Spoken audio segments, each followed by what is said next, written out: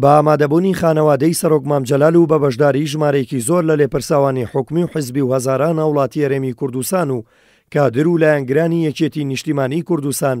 لەسەر مەزاری مام لە گردی دەباشان لە شاری سلێمانی ڕێوڕەسمی چلەی ماتەمینی سەرۆک مام جەلال سیمبولی ئاشتی و پێکەوەی بەڕێوەچوو. ڕێوڕەسمەکە بە خوێندنی چەند ئایەتێک لە قورئانی پیرۆز دەستی پێکرد.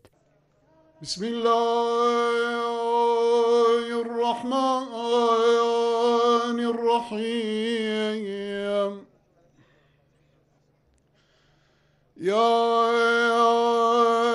أيها الذين آمنوا استعينوا بالصبر والصلاة إن الله مع الصابرين.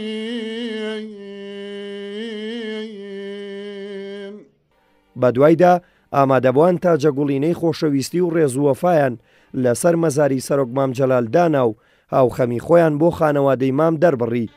سەردەمی تۆ مێژووی کورد بوو، سەردەمی زێڕینی کورد بوو، هەزار حەیف لە دەستمان چوو، سەرکردەی بە هەڵوێستمان چوو، شاسوارێ بووی چەخماخەتدا لە ناو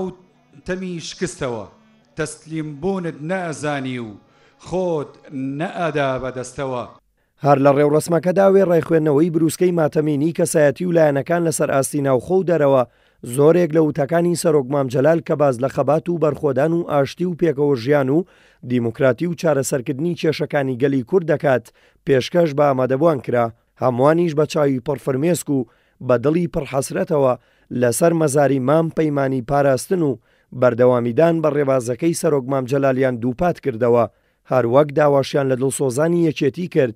یەکێتی ناو یەکێتی بپارێزن و چەپکە گوڵەکەی مام بکەنە هەوێنی پێکەوەی و نوێبوونەوەی ڕێزەکانی یەکێتی تا وەک هەمیشە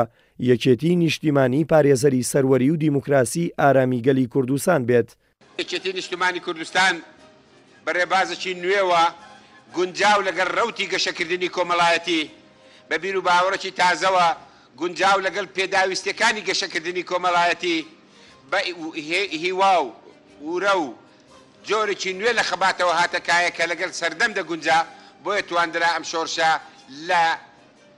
سەرەتایەکی زۆر ناخۆشدا لە کاتێکدا کە بە پێچەوانەی خەباتی گەلان شۆڕش لە هەڵچوون و پێشکەوتنی خەبات دەست پێ دەکای ئێمە لە هەرەسێنان و کوژانەوە هەڵگیرسایەوە وەتوانی هەرس بە هەرس بێنێت. من کە دەڵێم کەرکووک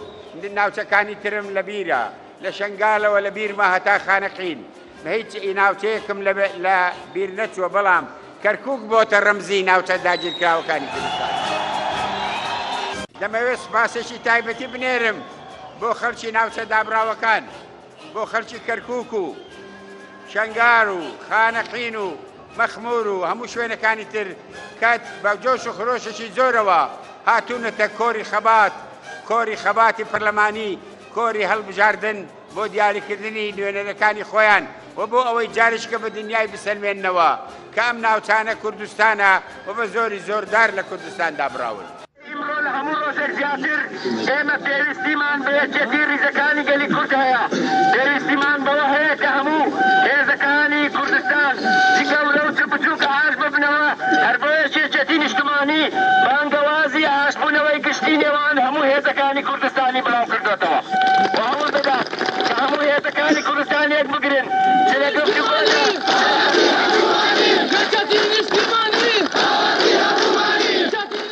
سەرۆک مام جەلال لە تەمەنی 84 ساڵیدا و لە ڕۆژی 3 ئۆکتۆبەر بە نەخۆشی لە ئەڵمانیا ماڵاوایی لێکردین و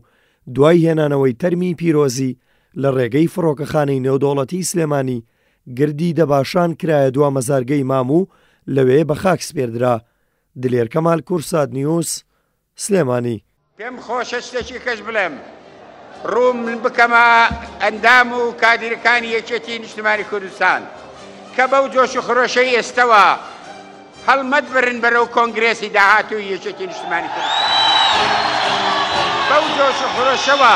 خەبات بکەن بۆ ئەوەی کۆنگرێسی داهاتووی یەکێتی نیشتیمانی کوردستان